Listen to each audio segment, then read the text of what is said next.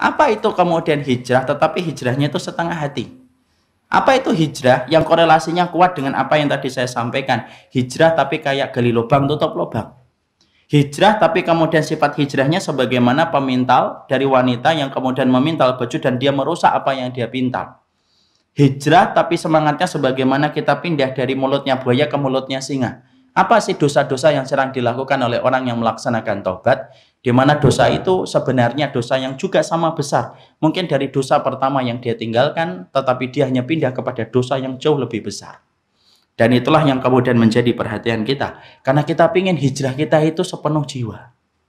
Kita tidak ingin hijrah saya dan hijrahnya antum itu setengah hati. Hijrah tetapi masih membawa dosa. Jangan sampai kemudian kita ketika kencing dan berak, kemudian kita istinja, kemudian dari kencing tetapi tidak istinja dari kotoran. Tidak akan suci kita, akhi.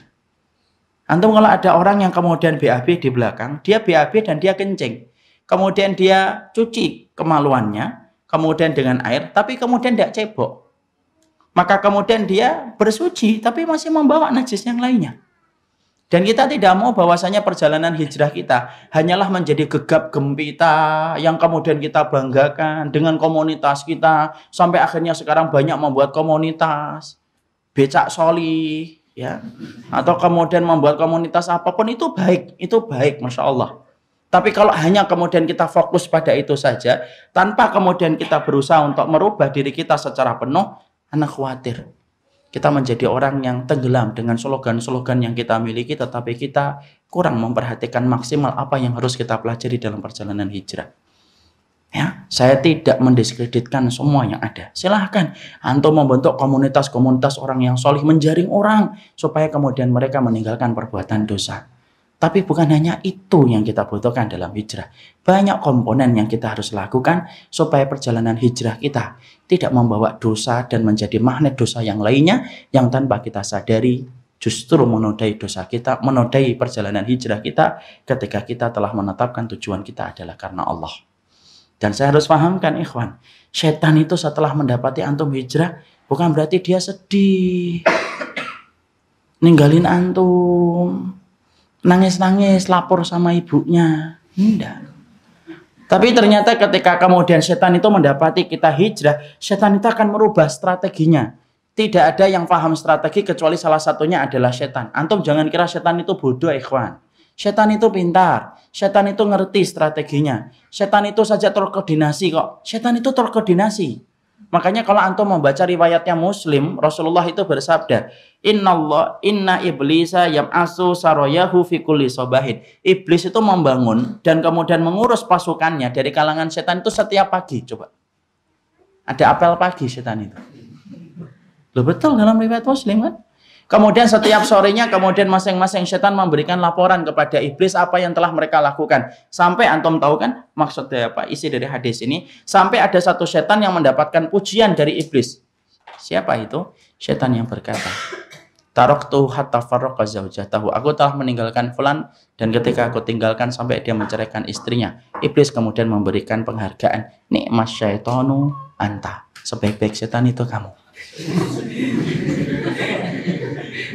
Kenapa antum ketawa? Ya, padahal saya serius ini. Maka kemudian di situ kita menjumpai loh, setan itu sampai sedemikian detailnya.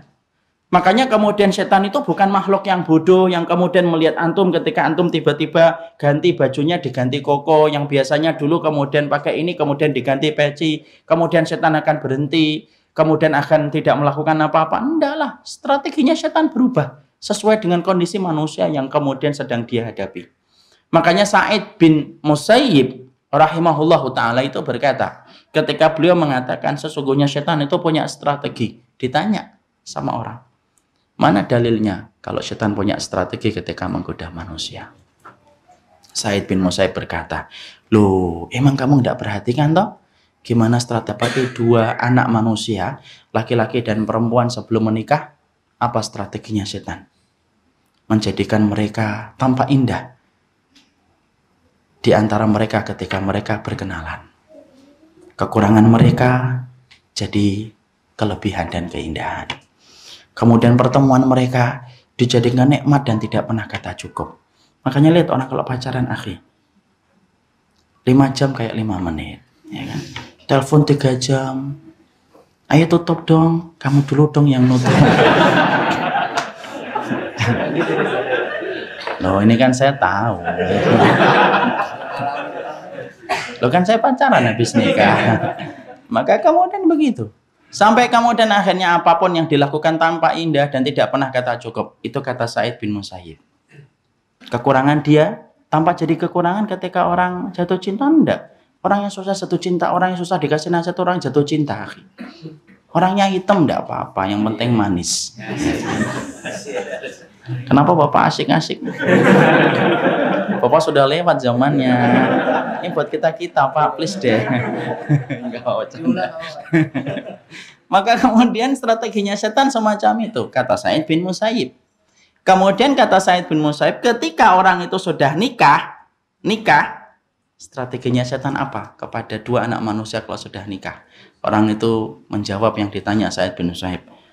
Strateginya setan berubah. Yang asalnya dulu mempertemukan terus sampai bisa terjadinya zina. Kalau sudah nikah, enggak.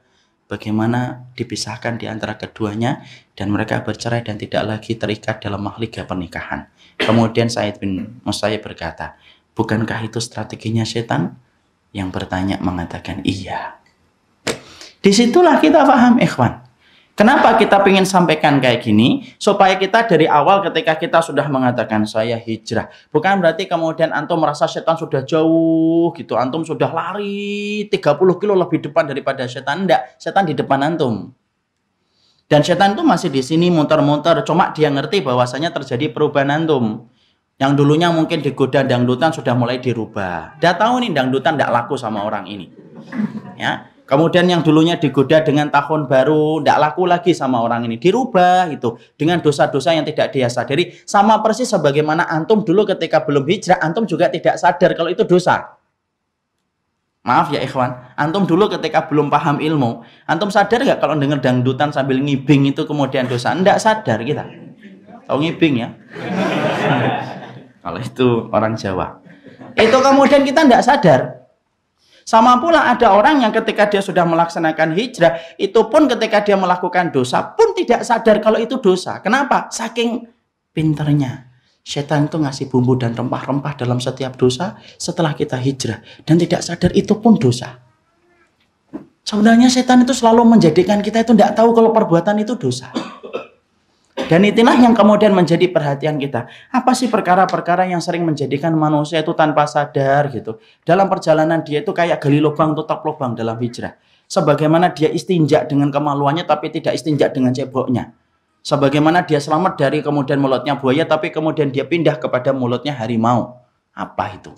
Dan banyak yang kemudian kita harus sampaikan di dalam kajian kita. Maka kemudian perkara yang pertama. Di antara perkara yang sering dilalaikan dalam perjalanan hijrah, sampai hijrah itu dikatakan dengan hijrah setengah hati. Tapi ingat ya ikhwan, ana sebelum menyampaikan terusannya, jangan sampai nanti ketika antum sudah pelajari ini, nanti antum memvonis orang lain. Menurut kajian saya hari Jumat, antum tuh hijrahnya setengah hati, nggak usah gitu. Jadi kemudian kita nanti untuk menilai diri kita. Jadi kita nanti untuk menilai diri kita masing-masing apakah kita masih membawa dosa-dosa itu dalam perjalanan hijrah atau enggak. Karena sesungguhnya yang kita khawatirkan kemudian akhirnya kita malah tidak sadar diri, malah kemudian sukanya melihat orang lain, suudon sama lain tetapi khusnudon kepada dirinya. Salah, yang benar itu suudon kepada diri kita tetapi khusnudon sama orang lain. Ada beberapa hal-hal yang kemudian menjadi ciri khasnya orang yang hijrah itu setengah hati. Hijrah tutup lubang, gali lubang. Hijrah istinja, kemaluan tetapi tidak cebok. Maka itu kemudian ada beberapa hal. Yang pertama, hijrah. Tapi tidak pernah memperhatikan niat hijrahnya untuk apa. Ini yang pertama.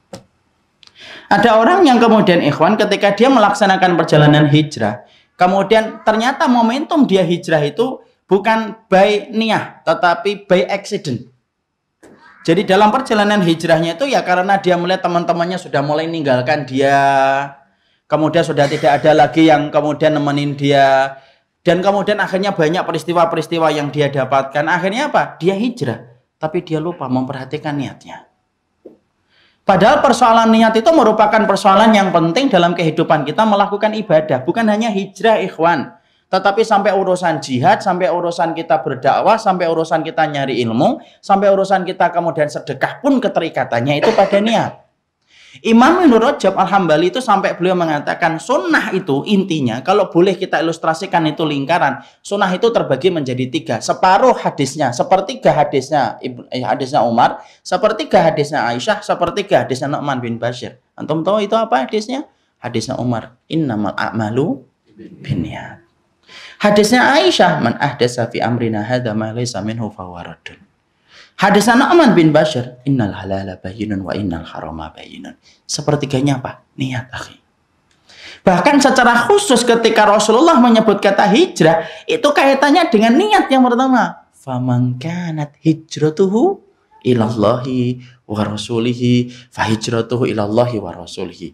Wa man kanat hijratuhu lidunya yusibuha aw imra'atin yankihuha fa hijratuhu ila ma hajara ilaihi. Loh, Sampai Nabi aja mengidentikan langsung bahwasanya hijrah itu identik dengan niat. Sampai Nabi itu bersabda, siapapun yang hijrahnya karena Allah dan Rasulnya, dia akan mendapati Allah dan Rasulnya. Tapi siapapun yang hijrahnya karena wanita yang ingin dia nikahi dan harta yang ingin dia dapatkan, ya cuma dapat itu. Lihat, hijrah identik dengan niat.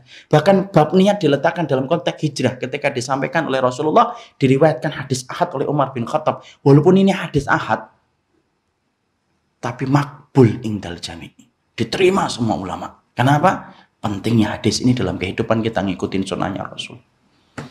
Makanya Masya Allah, banyak orang yang hijrah kadang-kadang maaf ikhwan. Kemudian dia sudah terbakar dengan pujian, hangus dengan pujian. Ketika kemudian dia menepuk dadanya, merasa bahwasanya dia sudah hijrah. Kemudian dengan pujian yang dia dapatkan, dia merasa tinggi. Loh, itu loh yang menjadikan akhirnya ibadah hijrah kita itu sia-sia. Tanpa kita sadari bahwasanya hijrah itu bisa rusak dengan segera dari masalah niat. Keplesetnya hati jauh lebih parah daripada keplesetnya kaki. Antum dan saya kepleset kaki, diurut 2 kali 3 kali, selesai. Sembuh dengan izin Allah. Tapi ketika kita kepleset hatinya, kemudian kita tidak memperhatikan hati kita ketika kita hijrah. Kemudian kita niatkan hijrah ini bukan karena Allah. Maaf ikhwan, orang yang jihad aja pertama kali masuk neraka kok gara-gara salah niat. Makanya maaf ya, bukan saya tidak memperbolehkan. Kalau ada orang hijrah itu tidak usah memproklamirkan hijrahnya di hadapan manusia. Walaupun itu tidak salah. Kalau sifatnya untuk memberikan contoh dan uswah bagi orang di sekitar kita. Tapi kita harus paham, memproklamirkan hijrah itu, kita khawatir itu akan menjadi batu sandungan yang akhirnya kita gagal mendapatkan pahala di sisi Allah gara-gara kita rapuh dalam masalah niat tanpa kita sadari. Karena antum tahu ya, sudah mungkin banyak ustadz yang mengkaji gitu ya. Orang yang pertama kali masuk neraka itu apa sih? Orang yang beramal besar tapi kepleset masalah niat. Makanya sampai Rasulullah mengatakan, inna awalan nasi yukdo yaumal qiyamati salasatun. Orang yang pertama kali masuk neraka itu ya 3. Rajulun qatala fi sabilillahi faqatala hatta qutila fa'aramahu ni'amahu fa'arafaha faqala lahu ma amilta fiha qala qataltu fika qala kadzabta walakinnaka qatalta liyuqala annaka jari'un faqad qila. Tuh lihat. Orang yang pertama kali dipanggil oleh Allah, diputuskan nasibnya untuk dicemplungkan ke neraka, ketika yang lain harap-harap cemas, diputuskan nasibnya oleh Allah. Laki-laki yang dia berjihad, susah payah, sampai terbunuh dalam peperangan, dibangkitkan oleh Allah di padang mahsyar. Allah perlihatkan, tuh surga yang harusnya ente dapatin. Fa'arrafahu ni'amahu, fa'arrafaha. Faqala lahu, Allah kemudian tanya sama dia, ma amil tafi, lu dulunya kamu ngapain? Saya jihad ya Allah. Untuk siapa? Fika, untukmu ya Allah. Allah kemudian mendebat, menyangkal, kadzabta, bohong kamu itu jihadnya supaya kamu disebut pemberani. Faqad qila, orang menyebutmu sebagai pemberani, direret wajahnya, dilemparkan ia ke dalam neraka. Ini ikhwan, saya khawatir kalau kita ini gegap gempita dengan kata-kata hijrah, terlalu banyak memproklamirkan diri sebagai orang yang hijrah, akhirnya rapuh dalam masalah niat. Akhirnya apa? Tidak ada bayaran di sisi Allah. Ana dan antum tuh punya roh pencemburu. Dan saking pencemburunya Allah, Allah itu tidak nerima ketika hati kita mendua untuk Allah dan untuk pujian manusia. Makanya kalau kita sudah hijrah, ana nggak sama sekali nyalain loh ya. Kalau ada orang yang, alhamdulillah saya sudah hijrah, ana nggak nyalain. Tapi yang pingin saya sampaikan, monggo kalau antum pingin ngomong itu, tapi antum harus sadar, jaga niat itu penting dalam perjalanan hijrah, karena niat itu lebih tinggi daripada hijrah itu sendiri. Abu Bakar, ikhwan, itu menjadi orang yang paling tinggi proses hijrahnya setelah dari semua para sahabat. Setelah Rasulullah itu manusia yang paling tinggi itu siapa? Yang paling tinggi keimanannya? Abu Bakar. Tapi perhatikan Abu Bakar. Apakah Abu Bakar itu menjadi manusia yang paling utama setelah Rasulullah itu? Apakah karena sholatnya yang banyak? Enggak. Apakah karena puasanya yang banyak? Enggak. Karena kalau melihat orang yang rakaatnya lebih banyak daripada Abu Bakar itu mungkin banyak. Karena Abu Bakar kan masuk Islam umur 38 tahun. 2 tahun umurnya kurang dari, kemudian lebih muda dari Rasulullah. Berarti 38 tahun ketika Nabi mengumumkan dakwahnya. Padahal antum dari kecil, kemudian umur 6 tahun antum sudah diajarin sholat sama orang tua antum. Sholatnya mungkin kita lebih banyak, karena umur kita kan panjang. Pak Dedi aja umurnya sudah 55 tahun ya kan. Maka kemudian panjang kan. Maka kemudian disitulah kita kemudian mendapati, kalau ada yang kemudian melihat banyak sholatnya, mungkin banyak orang sholatnya lebih banyak daripada Abu Bakar. Puasanya lebih banyak daripada Abu Bakar. Kemudian sodakohnya mungkin lebih banyak daripada Abu Bakar. Tapi kenapa ya Abu Bakar itu menjadi manusia yang paling utama setelah Nabi? Perhatikan, kata Ibnu Qudamah. Ma faddalallahu Abu Bakar bi sholatihi wa siyamihi wa sodakatihi. Walakin ma waqara fi qalbihi. Kamu itu dapetin Abu Bakar menjadi manusia yang paling utama setelah Nabi, bukan karena banyaknya sholat, banyaknya puasa, banyaknya sedekah, enggak. Tapi Abu Bakar menjadi orang yang paling utama setelah Nabi karena bertenggernya hati dalam keikhlasan.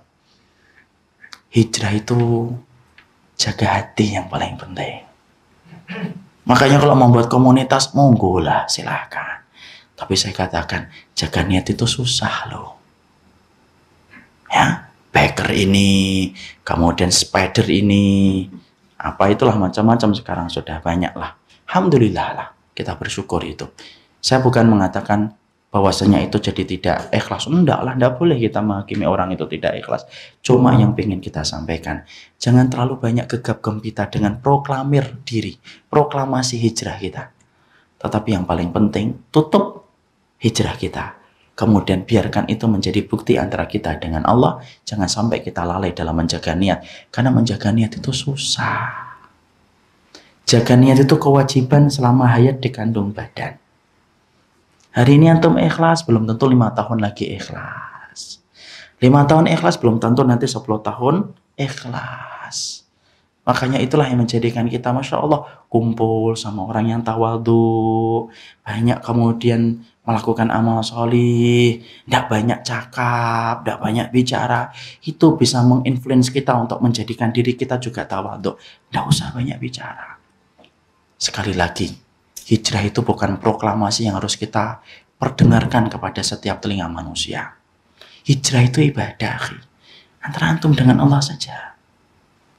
Dan tidak perlu kemudian kita gegap gempita, kemudian menyambut seakan-akan kita bangga, dan akhirnya ujub dengan apa yang kita lakukan. Antum pernah mendengar kisahnya salaf? Ada salah satu salaf itu yang sholat malam gitu, bersama putranya. Sampai kemudian subuh. Kemudian bapaknya ngomong, manusia pada ngapain ya sekarang ya? Anaknya langsung, Masya Allah, manusia pada jadi bangkai. Tidak ada yang sholat kayak kita, Abi. Kemudian bapaknya marah dan berkata, nak, lebih baik kamu tidur dari malam sampai subuh. Bangun dalam kondisi hatimu rendah, itu lebih baik daripada kamu sholat tahajud 1 malam, tapi dengan itu kamu memandang rendah orang lain. Kenapa? Bisa jadi tidurnya mereka lebih utama daripada sholatnya kamu. Itu salafus sholih. Hati, akhi, ini penting. Ya, karena bukan, sekali lagi ya, saya tidak nyalain kalau ada orang yang nanti kemudian ada yang ngomong tiba-tiba, alhamdulillah saat saya hijrah. Antum tidak usah komentari, duh, tidak usah gini, tidak usah gitu, enggak. Udah dengerin aja, alhamdulillah. Berikan respon doa, berikan kepadanya kalimat yang menguatkan. Tapi setidaknya akhirnya kita belajar dari kalimat itu. Sesungguhnya hijrah itu mengajarkan kita tentang niat. bahwasanya kita jaga ini semata-mata karena Allah. Ya, dan tidak perlu kita proklamirkan kepada setiap orang dan kepada setiap telinga manusia. Hijrah itu kadang-kadang membuat air mata orang tua kita netes. Membuat orang tua kita sedih. Banyak nggak orang yang ketika hijrah kemudian ternyata apa? Yang pertama kali terluka dalam perjalanan hijrah dia itu siapa? Bapaknya dan ibunya. Kemudian sampai bapaknya tuh ngomong sama ibunya, loh anak kita setelah ngaji kok jadinya gini ya Mi?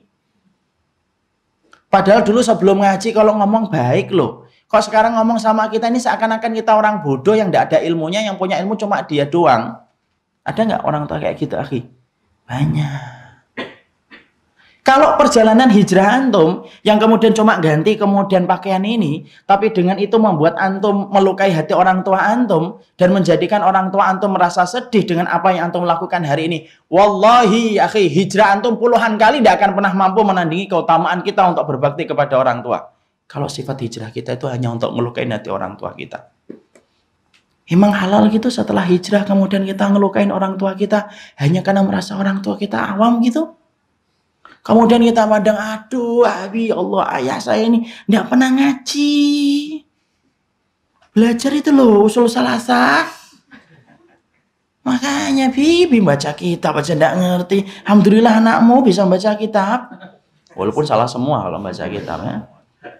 Lalu kemudian dia melukai hati orang tuanya. Kemudian akhirnya ada orang tua yang sempat ngomong loh. Ini saya pernah dengerin sendiri. Sempat ada orang tua yang dulu lama itu pernah ngomong, Ustadz kalau tahu anak saya cuma kayak gitu, anak lebih seneng anak saya yang dulu daripada anak saya yang sekarang.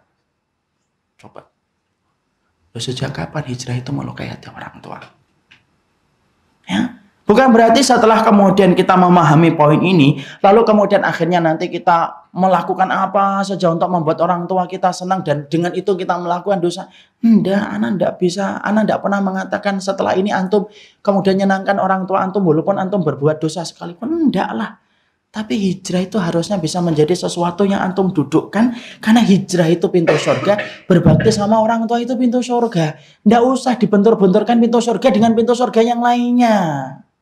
Kok suka banget gitu loh membenturkan pintu surga gitu loh. Antum berbakti sama orang tua, birrul walidain itu pintu surga. Ketika antum melaksanakan hijrah dan meninggalkan perbuatan dosa dan maksiat antum, faham akidah, faham tauhid, faham sunnah, dan faham syariat, itu juga pintu surga. Tidak perlu dibentur-benturkan pintu surga. Didudukkan pada kedudukan-kedudukan yang tepat. Maka itu yang bisa menjadi kebaikan bagi antum. Bisa jadi loh ikhwan, kita hari ini kemudian ninggalkan dosa ini, ninggalkan dosa itu. Bukan karena kita yang sebenarnya kemudian mendapatkan hidayah itu. Bukan karena kekuatan kita. Bisa jadi kita mulai ninggalkan dosa ini, maksiat ini. Itu bisa jadi disebabkan karena apa? Doa orang tua kita yang meminta kepada Robnya. Dan pemilik doa yang mustajab itu ibu kita ketika berkata, Rabbi habli minas sholihin. Allah terima doa itu, Allah kirimkan sinyal hidayah bagi hati antum. Antum tiba-tiba duduk di majelis ilmu. Loh kok tiba-tiba antum mengatakan ibu antum awam? Loh antum tuh adabnya di mana? Karena kita kayak gini tuh bisa jadi karena doa orang tua kita kan? Siapa yang merasa bahwasanya antum duduk di majelis ilmu itu karena kita gitu? Oh ini karena saya tiba-tiba dapat hidayah ngelihat YouTube. Loh yang menggerakkan hatum untuk mendengarkan YouTube itu siapa kalau bukan Allah? Dan itu bisa jadi karena orang tua kita yang berdoa di sepertiga malam, di waktu-waktu yang mustajab. Lalu kemudian antum ketika sudah mendapatkan itu, antum nyalain orang yang berjasa besar dalam kehidupan kita. Lu. Berarti tadi kita hanya gali lubang tutup lubang, ninggalkan dosa dangdut, tapi mengganti dosa dengan durhaka kepada orang tua yang tidak sebanding toh. Itu kalau bahasa ininya, it's not apple to apple. Bener nggak sih? Yes, pokoknya kurang lebihnya gitu. Itu tidak sebanding ya ki. Karena terlalu besar kemudian dosa yang kita lakukan ketika kita durhaka sama orang tua. Kalau antum sudah belajar, sudah hijrah, ayo akhi, pelan-pelan, sabar. Kenapa? Harusnya orang yang pertama kali merasakan manfaatnya ketika saya dan antum hijrah itu siapa? Ibu antum dulu, bapak antum. Masya Allah, anak saya sudah belajar luar biasa. Berubah. Harusnya gitu. Makanya yang paling tidak suka kalau ada orang itu anak muda kadang-kadang nanya, orang tua saya awam. Lah kayak ente sudah ndak awam aja. Yang pertama orang tua antum awam itu juga gara-gara antum juga kok. Dulu mau belajar antum sudah nongol itu di perutnya. Ketika dia mau ngaji, mau duduk, antum berontak-berontak mukul perut-perutnya ibu antum, tanpa antum sadari dulu ketika kecil. Ibu antum muntah-muntah tidak bisa belajar, ditinggalkan majelisnya, kemudian ngelawat antum supaya antum tenang dalam kandungan, sampai antum lahir. Kita kan nggak ngerti apa yang telah dilakukan ibu kita ketika ngandung kita. Ya wajar lah, sabar sama mereka. Kalau mereka tidak ngedapatin ilmu itu wajar, akhi. Karena fasilitas mereka beda dengan fasilitas antum ketika mendapatkan hidayah. Sekarang antum kalau dapat hidayah, coba. Banyak. YouTube ada, TV ada, handphone ada, sosial media ada, Instagram ada. Antum nanti pulang dari sini masih ngeliatin YouTube, kemudian kalau masih ada pulsa. Ya, ngeliatin, kemudian dengar kajian lagi. Kemudian pulang-pulang masih kemudian ada teman antum yang kemudian di grup yang sama ngingetin antum dalam bentuk tulisan ataupun voice recorder. Loh kayak gitu, akhi. Wajar kalau kemudian akhirnya kita lebih paham dikit daripada orang tua kita. Lah orang tua kita YouTube nggak ngerti, WA nggak paham. Oh, bapak saya sering nanya itu apa bedanya YouTube sama TV. Susah saya bilang, Pak, YouTube pakai data, Pak. Nah, kok data, kok ngapain kamu pakai data? Udah lihat TV aja, nggak usah pakai data. Itu sampai segitunya. Terus gimana kita mau menyampaikan, akhi? Ya wajar lah kalau kemudian kemampuan mereka hanya segini. Kemudian mereka hanya kenalnya Buya Hamka dulu. Ya kan? Di antara ustadz-ustadz yang berpengaruh baik dengan membawa akidah yang baik itu setidaknya kan Buya Hamka. Tahun 70-an, 80-an. Nama selain Buya Hamka susah. Untuk dicari siapa yang sebanding dengan Buya Hamka. Lah kalau sekarang macam-macam ustadz muncul dengan berbagai macam keistimewaan yang dimiliki oleh mereka. Ada yang hafal sampai nomor ayat. Ada yang hafal sampai halaman, kanan kiri, pojok kanan kiri atas, ada. Ada yang kemudian pintar ekonominya. Lah antum bisa milih. Lah orang tua kita. Kemudian halal gitu kalau sudah hijrah, kemudian kita melukai hati orang tua kita, ketika lagi debat kemudian kita merasa di atas kebenaran dan kita berhak untuk merendahkan orang tua kita. Duh. Berarti setan itu tetap menjadikan kita berada pada tempat yang sama dalam dosa. Makanya yang kedua, kalau dalam perjalanan hijrah itu Masya Allah, hormati orang tua. Kalau mereka salah gimana Ustadz? Ingetin dengan cara yang baik. Sabar. Tunjukkan kesabaran ketika kita telah mempelajari hijrah ini. Kalau ada hal-hal yang kemudian antum tidak sependapat, sampaikan dengan cara yang baik. Berikan waktu biar mereka mengurai. Selama antum memperlihatkan akhlak yang baik. Akhlak yang baik itu nembus pada hati, akhi. Ana itu yakin itu. Antum tahu nggak? Masyarakat Saudi. Tahu kan masyarakat Saudi? Orangnya lembut atau keras? Keras. Berapa puluh tahun yang lalu mereka masih ada yang kena khurafat, ada yang kena dukun, tapi dengan dakwah berubah. Padahal mereka masyarakat yang tabiatnya keras. Masyarakat Indonesia itu terkenal lembut, akhi. Coba kalau antum tidak percaya ketika umrah tanya orang Indonesia, halal gitu. Karena kemudian mereka itu paling menyebut kalau orang nggak Malaysia, orang Indonesia yang paling baik menurut mereka. Loh, mereka itu sebenarnya orang Indonesia itu paling layak mendapatkan hidayah. Kenapa? Kelembutan hati mereka. Kenapa hari ini masih banyak orang yang belum mendapatkan hidayah di Indonesia? Maaf ya, bukan salah hati yang menerima hidayah, tapi salah pelayan yang menyampaikan hidayah kepada hati itu. Ya, makanya inilah yang menjadikan kita akhirnya memahami betul. Sesungguhnya dalam perjalanan hijrah itu perhatikan orang tua kita. Sempatkan kemudian ketika bicara, untuk kemudian ketika bicara ada yang tidak sependapat, tahan dulu, akhi. Kadang-kadang orang tua kita belum paham, sudah tahan dulu. Bisa jadi antum doa supaya merubah keadaan. Doa itu merubah yang mustahil menjadi mustajab. Saya akan sampaikan ya kisah ya. Ini kisah nyata tetangga saya. Ada tetangga saya, itu kemudian bapaknya tidak pernah sholat. Tapi uniknya bapaknya itu bangun rumah, ada kamar untuk sholat. Ada kamar untuk sholat. Kemudian dia itu, anaknya itu satu umur dengan saya. Ditulis itu dinding-dinding musola kamar anaknya itu. Didindingin apa? Di dinding musola kamar itu yang dibuat bapaknya itu. Kapan bapakku sholat? Kapan bapakku jadi imam? Loh saking bapaknya tidak pernah sholat tuh tidak tahu kalau anaknya nulis kayak gitu. Coba Masya Allah, itu masa bayangkan nih. Tidak pernah tahu itu tulisan-tulisan di dindingnya. Kalau saya tahu sering main. Bapaknya itu masih seneng, masih ketawa-ketawa sama anaknya. Padahal kalau ngeliat tulisan-tulisan di musola itu ngeri-ngeri itu. Apakah bapakku masuk neraka? Gitu. Benar itu. Tapi bapaknya tidak pernah baca. Masya Allah ya. Unik ini. Tapi Masya Allah itu. Dalam perjalanan sampai kemudian akhirnya saya masuk pondok. Beliau masuk pondok, gagal masuk pondok. Kemudian akhirnya beliau sekolah di luar, saya di pondok. Lebaran pertama, liburan pertama saya ketemu lagi dengan beliau dan mengatakan, Bapak saya sudah sholat. Ketika saya sholat Jumat, ketika liburan itu saya mendapati bapaknya jalan ke masjid. Padahal dulunya itu sholat Jumat aja enggak. Dan itu saya melihatnya, kenapa kok tiba-tiba bapak berubah? Enggak ngerti. Mungkin doanya saya, ibu, sama mama bertahun-tahun akhirnya dikabulkan oleh. Dan akhirnya bapaknya baca tulisan itu. Dicet gitu. Dikuas dihilangkan itu. Masya Allah. Nyata akhi. Rumahnya sebelah timurnya rumah saya. Di situ kita paham akhil karim. Disitulah kita ngerti. Tidak layak hijrah kita melukai hati orang tua kita. Terlalu besar durhaka kita sama orang tua. Jihad aja yang sudah jelas mati di dalam peperangan, itu pun kalau dia mati, dia ikhlas gugur di peperangan. Kok durhaka sama orang tua? Nggak bisa masuk surga. Padahal dia jihad, gugur, ikhlas di peperangan. Itu nggak bisa dia masuk surga itu. Di mana ditempatkan? Di A'raf. A'raf itu mana? Tempat di depan surga. Tempat di depan surga. Yang mana tempat itu tidak bisa ditebus. Teman di mana tempat itu di depan surga, di atas neraka. Dia tidak bisa masuk neraka. Kenapa? Orang yang mati syahid itu darahnya diharamkan api neraka untuk membakarnya. Dia tidak bisa masuk surga. Kenapa? Karena surga tidak bisa dilewati sama orang yang mereka durhaka sama orang tuanya.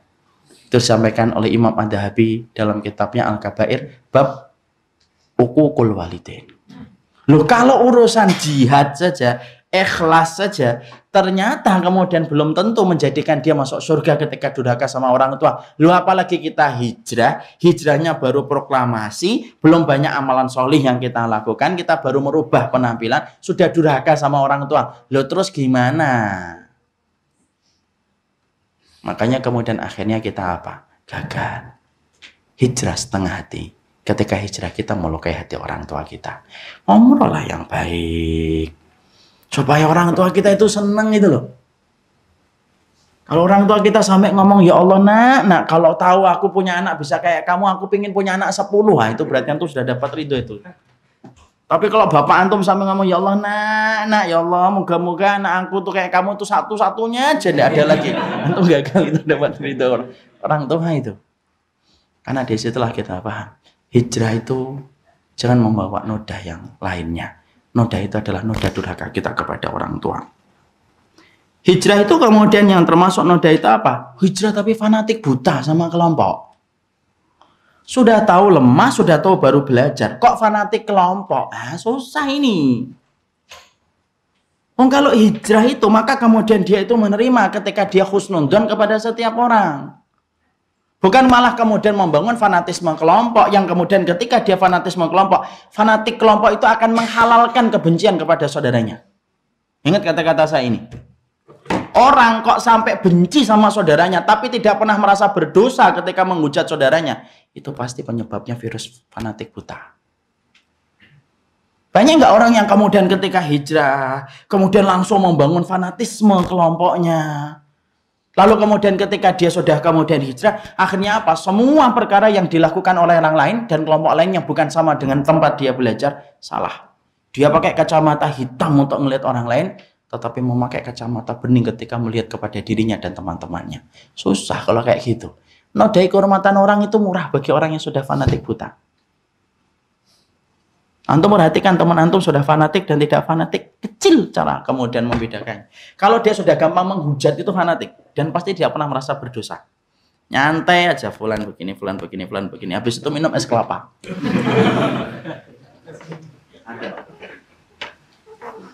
disangkanya menghujat itu tidak dosa besar di sisi Allah gitu. Ada satu kehormatan itu hutangnya kita di hadapan Allah dan akan dibayarkan sebelum kita mati. Antum kalau kemudian ketika hijrah setelah itu menghujat orang gitu, ngomong sesuatu yang antum tidak pahami tapi antum sok tahu ngomonginnya. Maaf akhi, dosa kita ketika niup lilin, ketika ulang tahun itu lebih rendah lebihan ribuan kali lipat daripada dosa kita menghujat orang lain. Dosa kita kemudian ketika kita ngitung mundur, ketika kemudian tahun baru, itu lebih ringan daripada kemudian ketika kita sudah melanggar dan sudah melanggar kehormatan orang yang beriman kepada Allah. Berat. Berat, akhil karim. Makanya kalau kita kemudian hijrah itu, ngertilah, antum itu pada ranah mana, tahapannya mana. Antum tinggal belajar, antum punya insting, antum punya perasaan, antum punya otak, antum punya akal. Antum kan akan tahu. Antum kalau sudah membangun fanatikme kelompok, antum bisa jamin bahwasanya semua itu pasti benar di tempat itu. Belum tentu, akhil karim. Tidak ada kemaksuman. Anda kan sudah mengatakan berkali-kali kepada antum. Kemaksuman itu telah wafat dengan wafatnya Rasulullah ketika Rasulullah itu meninggal di atas pangkuan Aisyah. Loh berkali-kali kan kita nyampaikan kayak gitu. Kalau kemaksuman itu kemudian sudah wafat dengan wafatnya Rasulullah ketika Rasulullah itu meninggal dunia, berarti tidak ada lagi yang maksum. Lah kalau tidak ada yang maksum, lah kenapa kita kemudian fanatik buta? Kita tidak fanatik, kita fanatik sama manhaj, satu sama fanatik sama akidah. Sama fanatik buta itu sebenarnya. Nanti ketemu sama orang-orang yang sama akidahnya pun saling mencela. Kenapa? Kita ini bisa menghormatin orang itu bukan karena satuan akidah, enggak. Hati yang bersih, cermin dari akidah yang bersih. Ya ikhwan, bukan berarti nanti kalau kita mendiamkan loh ya. Bukan berarti ketika antum kemudian ketika tidak fanatik kemudian kita diamkan yang salah. Lu kata siapa sih? Kalau orang yang mencintai orang mukmin, anak itu heran ya. Kalau ada orang pingin mencintai orang yang beriman, pingin menghormati orang yang beriman, seakan-akan orang semacam ini tidak akan pernah mengingatkan orang yang salah. Loh, emang yang ngingatin orang yang salah itu harus antum dan semuanya harus kasar? Harus ngomong-ngomong kepada antum untuk laporan saya sudah ngingatin fulan. Ingkarul mungkar itu kan ibadah. Biar kita dengan Allah lah. Tidak usah kemudian menilai ketika tidak paham. Tabayun yang baik. Makanya Masya Allah ikhwan. Kalau ketika anak dan antum hijrah, ayo buka kitab, baca. Jangan ngajinya itu ngaji kuping. Jangan cepat terpesona. Habis ngaji dibaca bukunya, referensinya dibaca. Semuanya dikaji. Karena biasanya fanatik itu apa? Itu cara instan yang paling baik untuk menenangkan hati ketika otaknya memang tidak mau belajar capek. Tidak mau capek untuk belajar. Akhirnya apa? Sudahlah fanatik aja. Enak, gampang. Toh Ustaz saya juga pasti benar. Loh apa bedanya dengan orang yang kita sering tuduh? Wah antum nih fanatik sama kiai. Lah inti kan bukan fanatik juga sama Ustaz. Itu kan sama akhirnya. Jadi kalau kita kemudian akhirnya, saya khawatir ya. Kalau produk-produk hijrah dari taklim kemudian akhirnya kita dibiarkan untuk taklid buta dan menganggap ustadz itu pasti benar. Antum kalau sudah menganggap ustadz itu maksum, bahayanya apa? Pasti antum akan menganggap siapapun yang beda dengan ustadz itu kayak beda dengan Rasulullah. Yakin itu kata-kata saya. Antum kalau katakan ustadz ini Masya Allah, luar biasa. Apa yang terjadi? Antum akan menganggap siapapun yang beda dengan ustadz ini kayak antum memusuhi Rasul. Kenapa? Dia beda dengan ustadz saya. Seakan-akan orang itu beda dengan Rasulullah. Padahal bisa jadi dia berbeda dalam masalah pilihan ijtihad yang ada di dalam kitab para ulama. Bukan berarti nanti kita akhirnya kita halalkan bid'ah. Loh sejak kapan kita membolehkan halal bid'ah? Bid'ah tetap bid'ah, syirik tetap syirik, mungkar tetap mungkar. Tapi bukan berarti kemudian ketika kita ingin mengingatkan itu, kemudian fanatik buta dan menghalalkan cara kita yang kasar untuk mengingatin saudara kita kan. Kama tadinu tudanu. Kalau kamu ingin diperlakukan yang baik, ya perlakukan orang itu dengan baik gitu.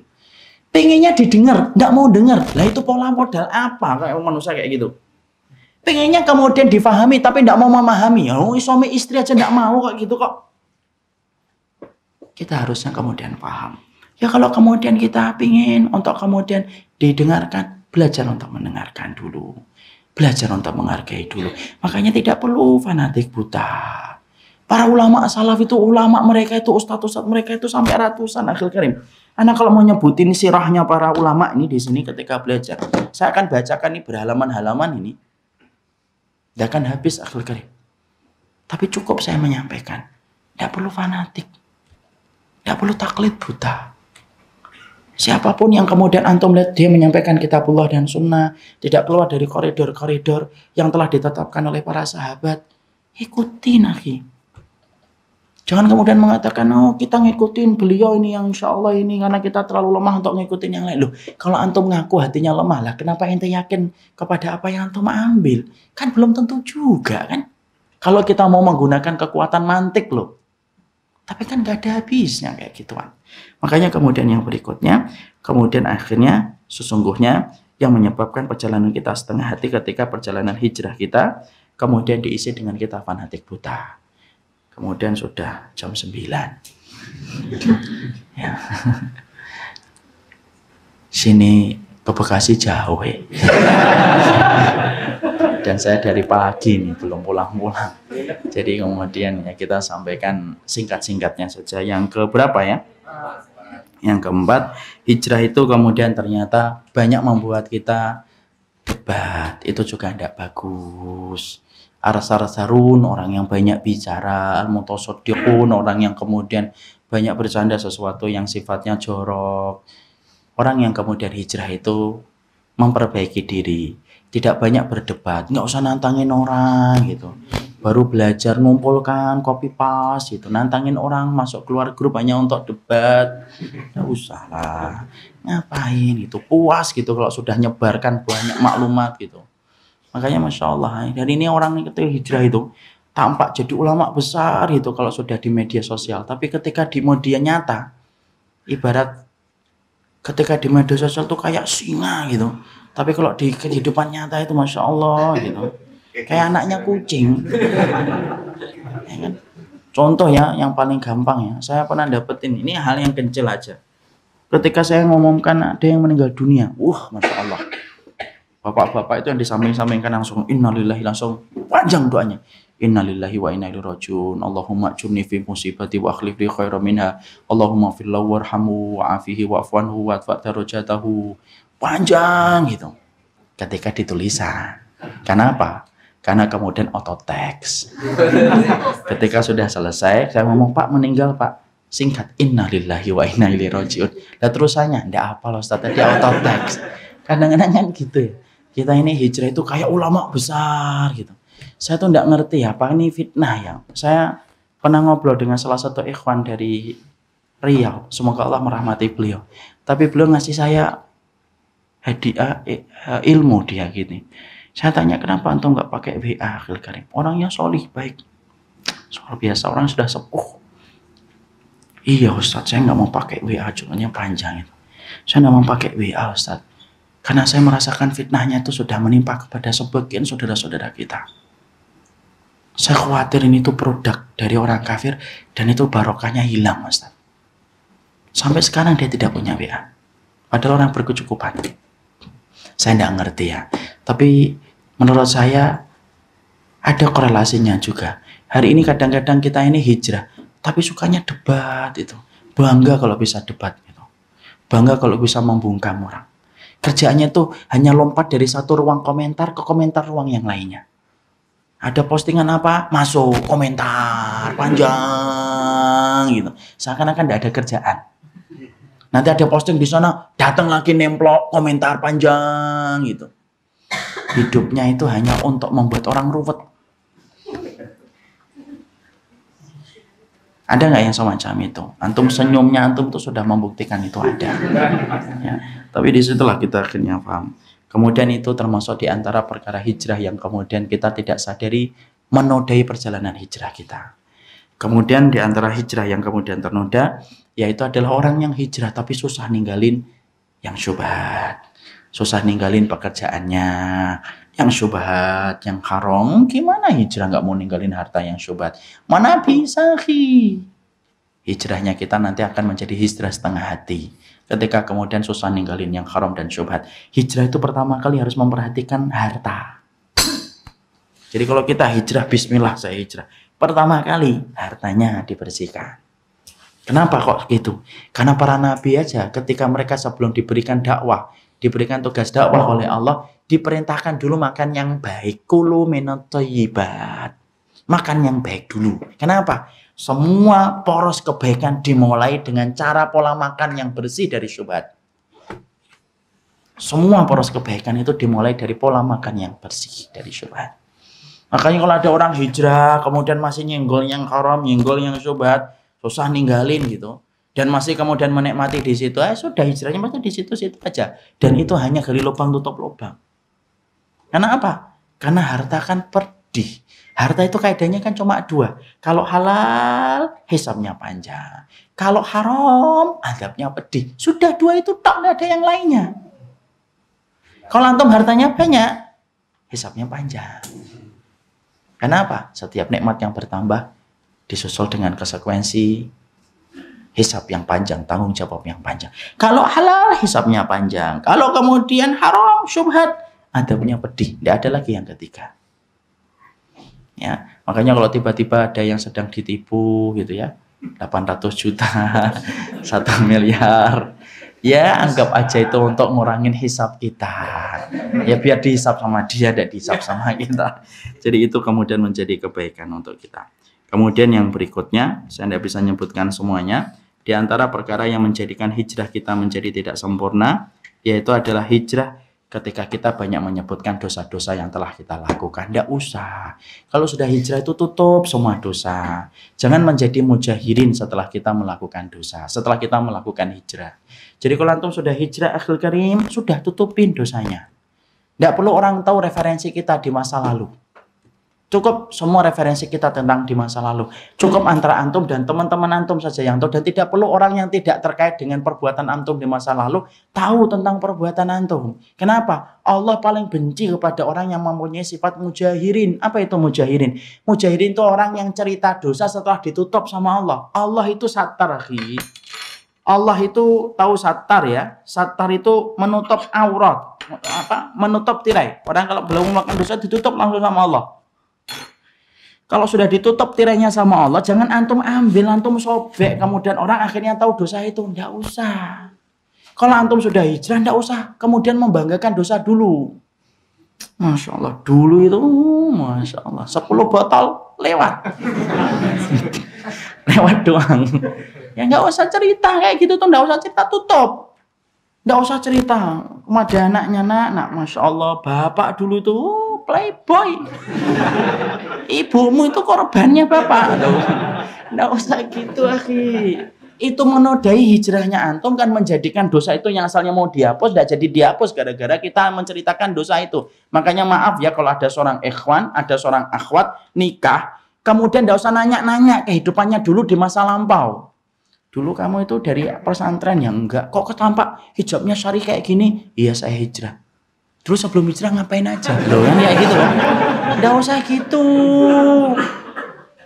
Ya. Pacarnya berapa dulu? Ya. Berapa? Lah disebutkan pacarnya ternyata sahabat antum, pingsan antum.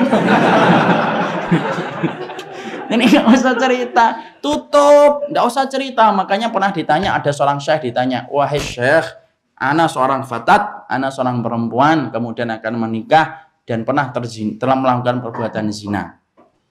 Nanti ketika saya ini menikah, saya menikah dengan seorang laki-laki yang baik, apakah perlu saya menceritakan dosa saya itu? Syekhnya menjawab, la.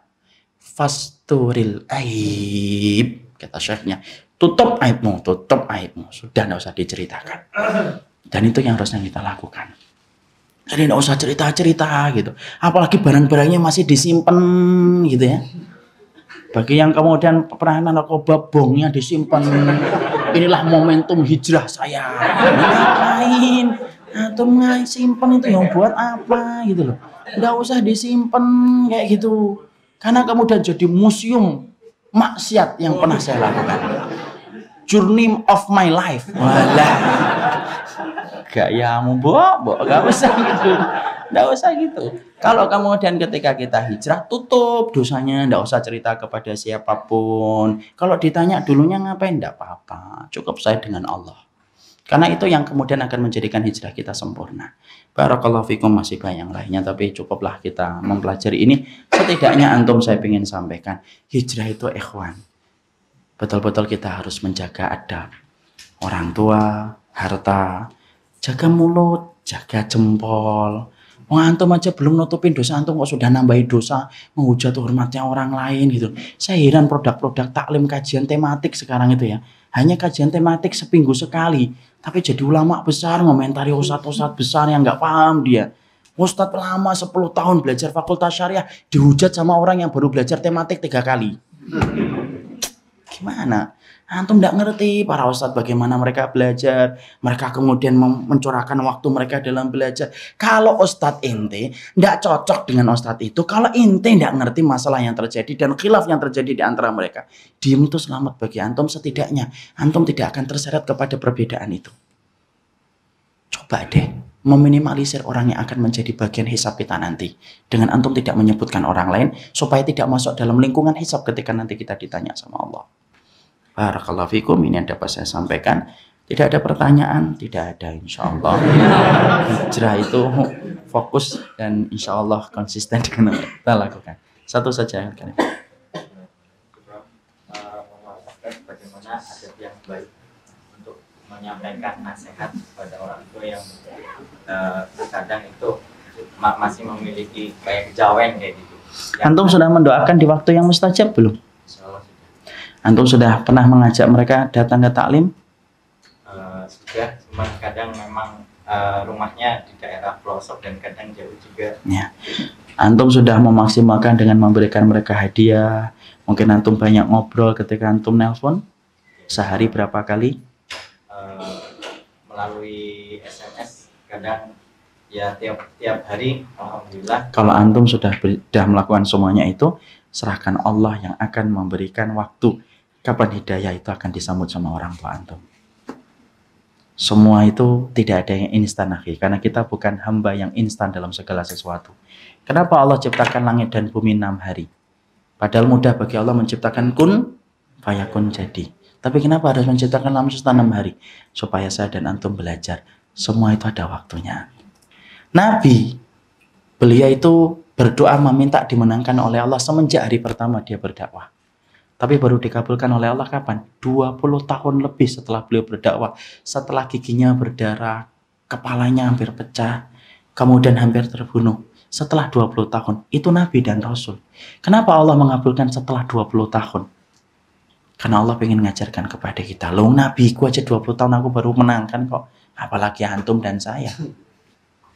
Kenapa Allah itu menjadikan kita lahir di kandungan ibu kita 9 bulan? Bisa nggak Allah menciptakan kita nongol di perut ibu kita seminggu aja kemudian lahir? Bisa, kecil bagi Allah. Tapi kenapa Allah jadikan 9 bulan? Supaya kita belajar.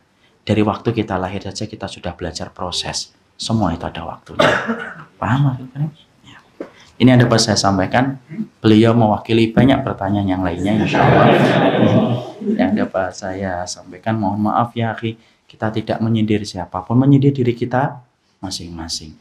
Karena sesungguhnya yang paling baik suudzon kepada diri kita, husnudzon kepada orang lain. Barakallahu fikum, ini yang dapat saya sampaikan dalam pertemuan kali ini. Semoga Allah memberikan keberkahan. Subhanakallahumma wa bihamdika, asyhadu an la ilaha illa anta, astaghfiruka wa atubu ilaika. Assalamualaikum warahmatullahi wabarakatuh. Waalaikumsalam.